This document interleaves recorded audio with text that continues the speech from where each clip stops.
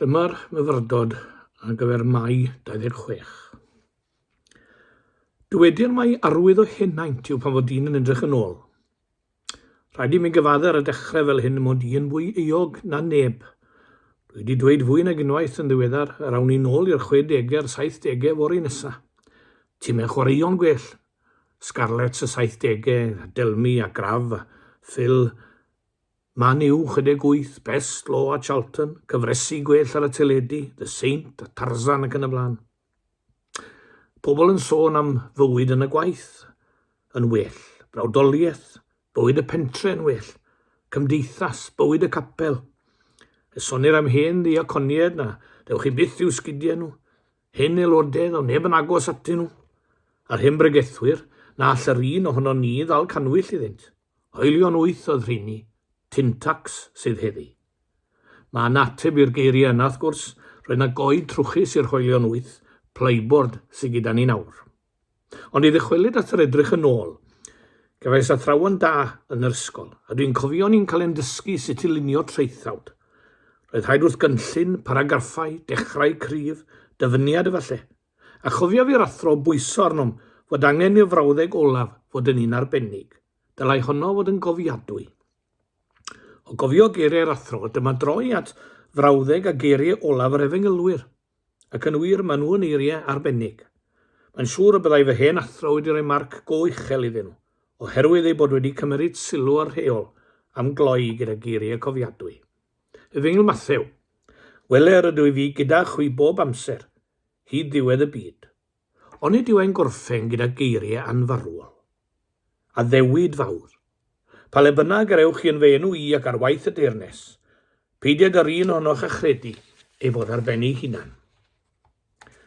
Rydw i fy naddo bod gyda chi bob amser, hyd ddiwedd y byd, gorffen i dreithawd gyda geiriau anfarwol, ac a ddewid anfarwol.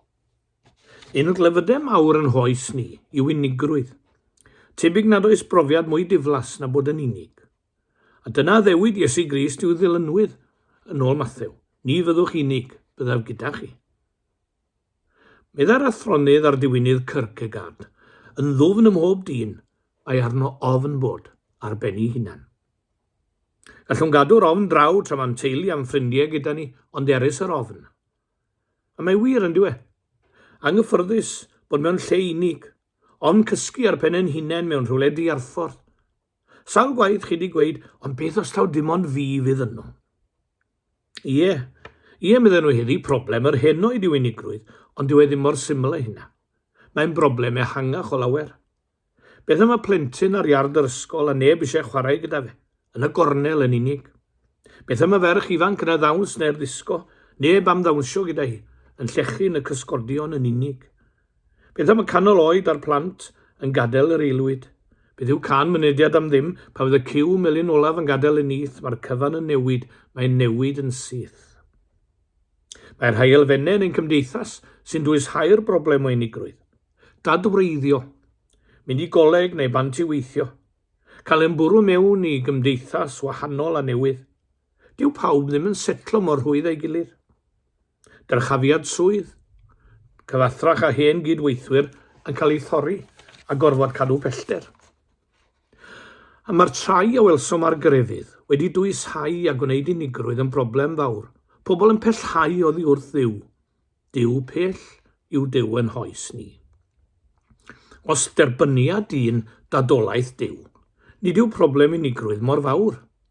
Yw ddisgyblion sy'n gweithio drosto addo mae'r Iesu y byddef gyda hwy i goncro hen broblem fawr unigrwydd. Addo cwmniaeth anfarwol. Adroddir am y diweddar parch Jesse Jones sy'n esgob Bangor yn fachgen gartref y ffarm yn Llansaint. Mi ddwedodd ei dad wrtho un noson a mynd i gair glwyd oedd yn gwychian yn y pellter. Oedd ein noson arw a thywyll a daeth ofn i galon y bachgen. Byddai'n rhaid croesi'r clos a mynd heibio'r llyn ac onid oedd ysbrydion yn y nos. Cymerodd arno nad oedd yn clywed, ond daeth y cais unwaith eto a'r rhaid oedd i fyddhau. Gyda chams i gledig aeth at y drws, a phan oedd yn gosod ei lawr y glicied, clywodd lais ei dad tu ôl iddo'n dweud, pedag ofni, dwi'n dod gyda thi. Am o'n i fod hwnna'n cystaleglu'r had ag unrhyw un o'r addewid am gwmniaeth roes yr Iesu ddilynwyr, roedd gyda chi bob amser i ddiwedd y byd. Gai symud ymlaen trwy gyplysu diweddglo Marc a Luc. Marc, a hwythau y disgyblion aethant allan ag abrygaeth asant ym mhob man. Ac yna Luc, ac roeddent yn wastadol yn y deml yn moli ac yn bendithio Duw. Cyfeirio Marc at y mynd allan i'r byd, yr anturiaeth a gwasanaeth, tra bod pwyslais Luc ar y neilltuo i addoli. Yn sicr fe ddylai'r ddau bwyslais fod yn wir am ddisgyblion Iesu Grist. Chi gyd yn gwybod mae rygbi yw'n mhrif ddiddordeb i.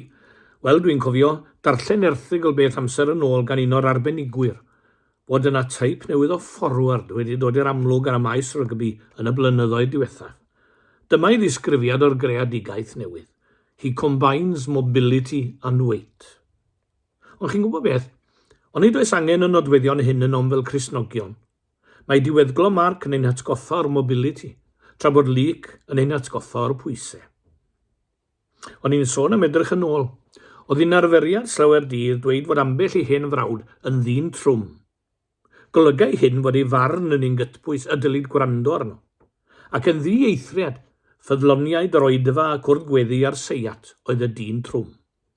Roedd yna bwysau iddo, a phwys yn cael ei roi i wair. Cymeriad oedd hwn oedd yn byw geiriau Luc, yr oedd yn wastadol yn y deml yn moli ac yn bendithio Duw. Yr oedd yn cyd addoli, ac mae unrhyw ddod at ein gilydd i'w ganmol yn yr oes hon.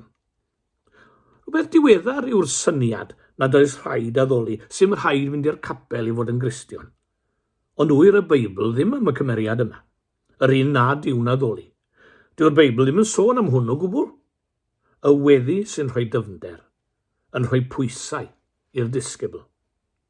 Mae Marc yn iawn hefyd wrth gwrs, hwy eithant allan, a rhaid i hyn ein nodweddu fel disgyblion Iesu Grist. Nid rhywbeth i'r bywyd preifat yw Cristnogaeth a neges yr efengil, rhaid ei chario gyda ni ganol y byd a'i phobl. Dewch ar fy ôl i, dewch ata fi, meddi Iesu Grist, i beth? Fel y gallaf wedyn eich hanfon allan. Ewch i'r holl fyd. Mi ddarllenau am un hen wraig fyddai'n cymryd rhan yn y cwrdd gweddi ac yn ddieithriad ar ei gweddi deuai'r geiriau. Wel, dyma ni wedi dod unwaith eto i'r surgery. Da yna fe. Ie, i gael moddion y gwellhad. I gael ein cryfhau ein galluogi fynd allan i'r byd. Dwi'n credu mai gyda'i gilydd y dylai Geiriau Olaf, Marc a Luc fod yn wastad yn y deml gyda Duw, a hwy aethant allan. Wel, ferus efengil Ioan. Beth yw Geiriau Olaf ef? Gai ddweud i ddechrau fod yr ysgolheigion yn byr gytun, mae ychwanegiad yw penod 21, a bod Ioan yn diweddu ym mhenod 20. Dyma felly ei eiriau Olaf ef. Y pethau hyn asgrifennwyd fel y credo chwi, mae'r Iesu Crist, mab Duw, a changredu a caffwch fywyd yn ei enw ef. Mewn brawddau glo, gref a chofiadwy, dyma Ioan yn rhoi ni amcan yr holl ysgrifennu a wnaeth. Dyma ddiben amcan y cyfan, cyflwyno Iesu Grist i ddynion. Roedd ei fyd ef yn gyfarwydd ag athroniaeth groeg, ac fe gyflwynodd ef Iesu Grist iddynt gyda'i termau hwy hunain. Ef yw'r gair, y logos. Dyma derm oedd yn llawn ystyr ac arwyddocad iddynt hwy. Fe'n gelwyr ninnau i wneud hyn. Cyflwyno'n Crist i'n cyfnod ni, ac i'n dyddiau ni yn iaith heddiw. Mewn termau sy'n ddealladwy i'n dydd. Mae'r rhai ohonom yn euog o gyflwyno rhyw hen ddarlun o'r oes a fi. Ie, meddech chi, ond fel ni di arfer yn capel ni. Ie, wel, roeddech chi'n arfer dod i'r oedfa'r gefn ceffyl yn capel chi hefyd. Tybed ydyn ni'n euog o gyflwyno Crist fel person hanesyddol yn unig, ac anghofio mae ein cyfoes yw o hyd. Fe beintio darlunwyr Iesu Grist i lawr y canrifoedd, ond cofier mae ffrwyth dychymig yw lluniau. A bob tro mae e'n berson gwyn. Wylwch chi ddim trwy'n i ddewi ganddo mewn unrhyw lun, mai iddew ydoedd. Gwnaeth artist tywyll ei groen ddarlun o Iesu Grist unwaith, a phortreadodd e fel dyn tywyll, yn wir dyn di. Ac meddai rhywun nad oedd wedi deall egwyddorion Cristnogaeth, mae'n amlwg, they've even made Christ a coloured man now. Ond o'n i dyn tywyll oedd e. Dyn ifanc oedd e'r disgyblion, dyn ifanc a daniodd ei dychymyg. Dyn ffein oedd e'r plant bach a fendithiodd. Dyn canol oed oedd ei rieni Palestina. Hen ŵr ei wallt fel eira oedd ei Ioan ar Patmos. Pwy i ni i gyfyngu'r Crist hwn? Cyflwyno Crist mewn modd a chan ddefnyddio termau oedd yn ddealladwy i'w oes wnaeth Ioan. Beth am heddiw? Gyfynodd rhywun, do you really think that Christ is relevant? A yw Iesu Grist yn berthnasol heddiw? I ateb y cwestiwn rhaid gofyn beth am heddiw. Oes yr hysbysebion slic, oes y pethau moethus. Heddiw mae pris ar bopeth a gwerth ar ddim. Oes diwreiddiau, oes galed, oes ryfelgar sy'n creu newyn a dioddef, oes hyd, oes y cyffuriau, oes y dryllio ar darnio. Oes sy'n cyflogi mwy o gomidians nag erioed, ond oes sy'n chwerthu'n llain ar un. Oes sy'n gwario a trethu'n drwm i gael heddwch anddynt oes heddwch. A yw Iesu Grist yn berthnasol i ddyddiau fel yna? Atebwch chi. Wel, edrych ar eiriau clo y 4 efengylir wnaethon ni. Ac ynddynt fe welwn a ddewid fawr i ni, wele rwyf i gyda chi bob amser hyd ddiwedd y byd. 2 alwad arnom, i fod yn rhai sy'n moli a bendithio Duw, ac i fod yn rhai sy'n mynd ar neges allan. Fe welwn ni hefyd amcan a diben ein crefydd. Fel y credent mae'r Iesu Crist mab Duw, a chan gredu y caffons fywyd yn ei enw ef. Boed i ni foddhau yr alwad, a bod yn anturus ein Cristnogaeth, gan gofio'r addewid fendigedig ar oed i ni, y bydd Iesu gyda ni, ym mhob ymdrech o'n heiddo, heddiw, y fori, a hyd ddiwedd y byd. Dwi am orffen gyda darn sy'n weddi hefyd, dan y teitl Yno'r ydwyf. Ac mae'n seiliedig ar adnod 20 o benod 19 o Efengyl Mathew.